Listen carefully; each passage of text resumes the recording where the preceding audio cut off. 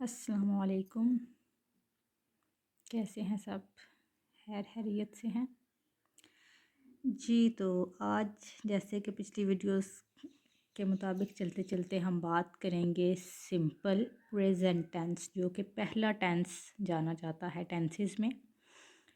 तो इसके लिए एक शॉर्ट सी वीडियो बनाऊंगी मैं, और उसके अंदर मैं कोशिश करूँगी कि सिंपल प्रेजेंट टेंस के सब चीज़ों को कवर करूँ। ठीक है। तो सिंपल प्रेजेंट टेंस नाम से क्या पता चलता है? प्रेजेंट के जो काम अभी है, ठीक है, अभी है, यानी अभी जो टाइम चल रहा है उस टाइम पीरियड के अंदर वो काम है, होता आ रहा है और हो रहा है, दोनों काम।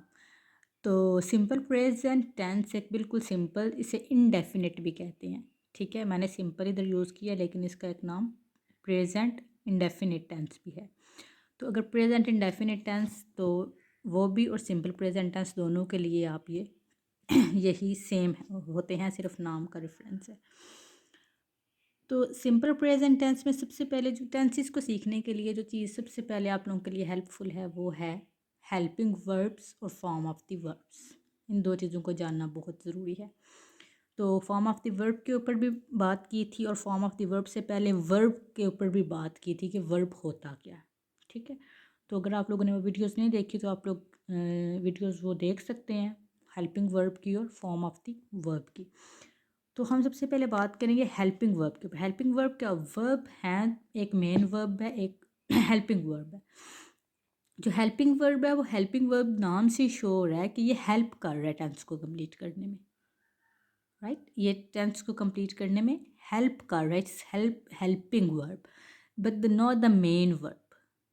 ठीक है, मेन वर्ब नहीं है, मेन एक्शन जो है वो नहीं है, मेन एक्शन और है, और ये हेल्प कर रहा है। ये टेंस की जो है पहचान कराने में हमारी मदद करता है कि ये वाला हेल्पिंग वर्ब अगर यूज़ हुआ है तो ये टेंस कौन सा होगा, राइट?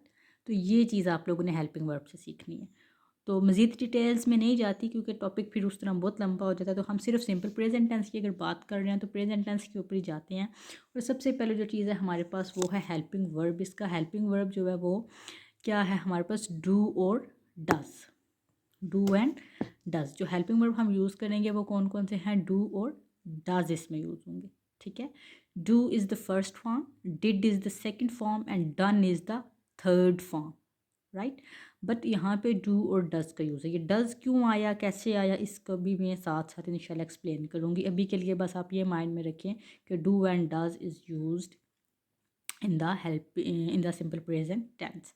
ठीक है, दूसरे नंबर पे form of the verb base form. ठीक है, बेस फॉर्म जो हमने पिछली वीडियो में देखी है, पढ़ी है, बेस फॉर्म यानी first form of the verb V1, right?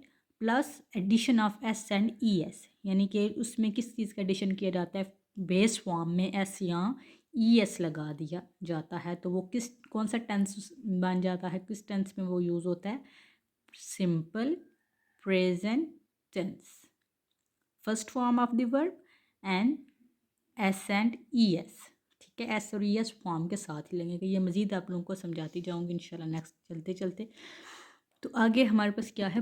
पहला जो रूल हमारे पास है ना वो प्रोनाउन का है। ठीक है, प्रोनाउंस कुछ कंसेप्ट क्लियर होंगे, अगर नहीं पता तो शॉर्टली यही है कि जो वर्ड्स हम नाउन की जगह पे यूज़ करते हैं दैट आर प्रोनाउन।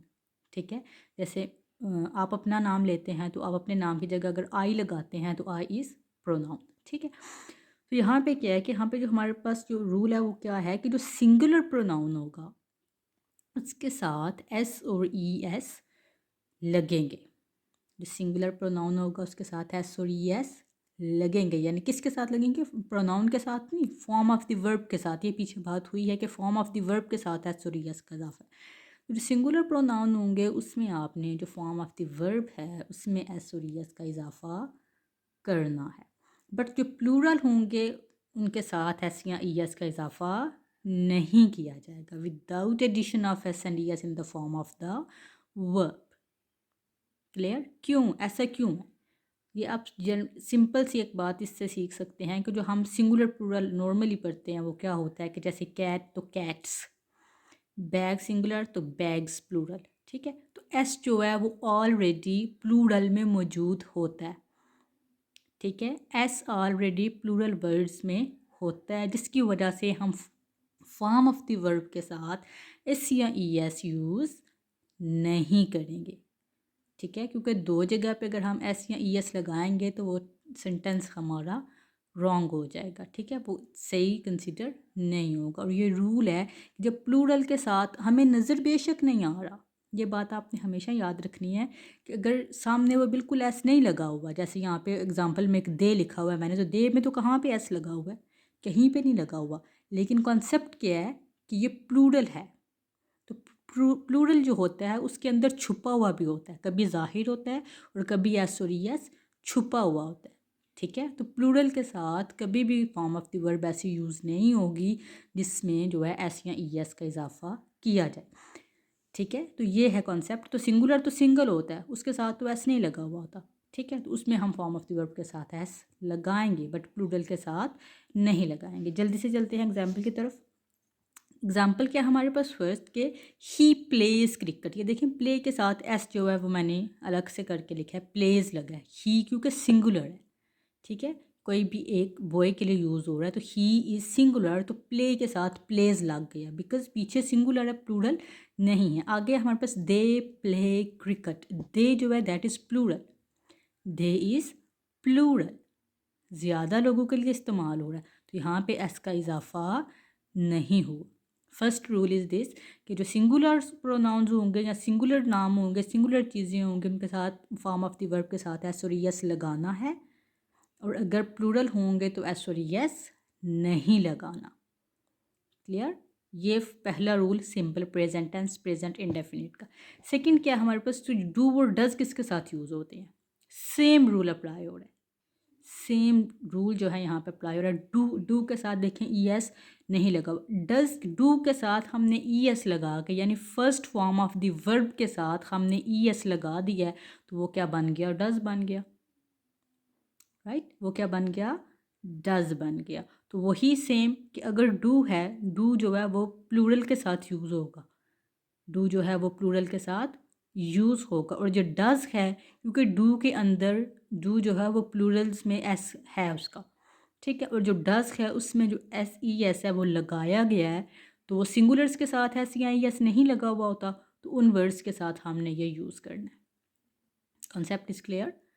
ये चीज़ समझ लेनी है। यहाँ पे फॉर्म ऑफ द वर्ब की बात हो रही है कि जो फॉर्म ऑफ द वर्ब है वो डू और डज, राइट, डू और डज के अकॉर्डिंग चलना है कि डू बेस फॉर्म है, एस या ई एस का एडिशन हम हेल्पिंग वर्ब में नहीं किया गया, तो दे डू ही रहेगा, क्योंकि पीछे भी हमने अगर सिंपल भी टेंस बनाया है, सिंपल भी सेंटेंस हमने बनाए हैं इसके, तो हमने जो प्लूरल्स थे उनके साथ एस या ई एस का इजाफा नहीं किया, और डज के साथ हमने एस या ई एस का एडिशन कर दिया है, ठीक है। तो जो एस और ई एस वाले हैं वो यहाँ पे सिंगुलर के साथ यूज होंगे। एक चीज़ और यहाँ पे क्लियर कर लें आप लोग कि जब आपने डू या डज, डू या डज यानी डज के साथ जब हम ई एस लगा देंगे, डज के साथ ई एस लगा देंगे, तो फिर दोबारा से जो एस है वो फॉर्म ऑफ द वर्ब के साथ नहीं लगेगा। समझ आई बात की? डज ऑलरेडी डू के साथ यहाँ पे ई एस लग चुका है, she does not write letter. तो यहाँ पे देखिए जो हमने ऊपर रूल पढ़ा उसमें तो यही था कि अगर पीछे सिंगुलर होगा तो एस लगना आगे, ठीक है। लेकिन यहाँ पे क्या हुआ कि जो सिंपल टेंसेस होते हैं ना, सिंपल प्रेजेंट के टेंस के, उनमें नॉर्मली डू और डज का यूज़ इतना नहीं है। डू और डज सिर्फ तब यूज़ होते हैं जब हमने नेगेटिव और इंटरोगेटिव बनाना होता है, ठीक है। तो नेगेटिव और इंटरोगेटिव की भी आगे बात करेंगे। तो नेगेटिव इंटरोगेटिव बनाने के लिए हमने डू और डज की डज जो है वो यूज़ करना होता है, do and does. She does not write letter, तो डज ई एस यहाँ पे लगा है, बट राइट में हमने राइट्स नहीं किया। क्यों नहीं किया? क्योंकि ई एस ऑलरेडी शी के लिए यहाँ पे लग चुका है, अगेन एंड अगेन नहीं लगाना रूल के जो है वो अगेंस्ट हो जाएगा, राइट।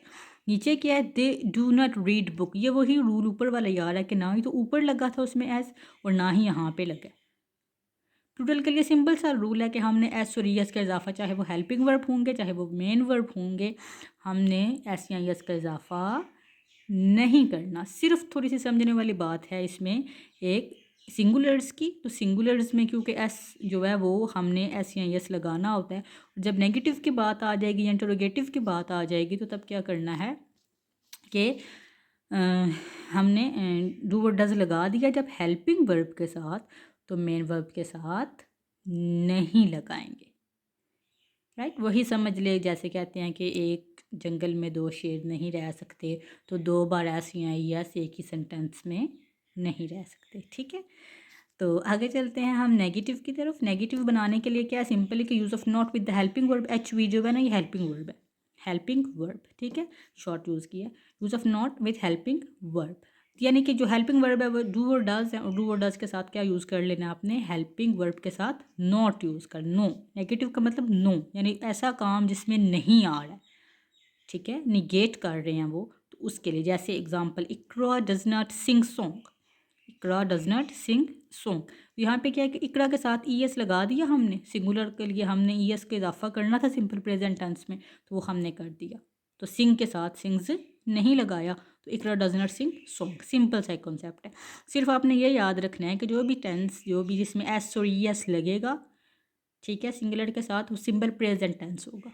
जिसमें सिर्फ सिंगल अकेली जो है बेस फॉर्म यूज़ होगी तो वो भी सिंपल प्रेजेंट टेंस होगा, लेकिन प्लूरल्स के साथ।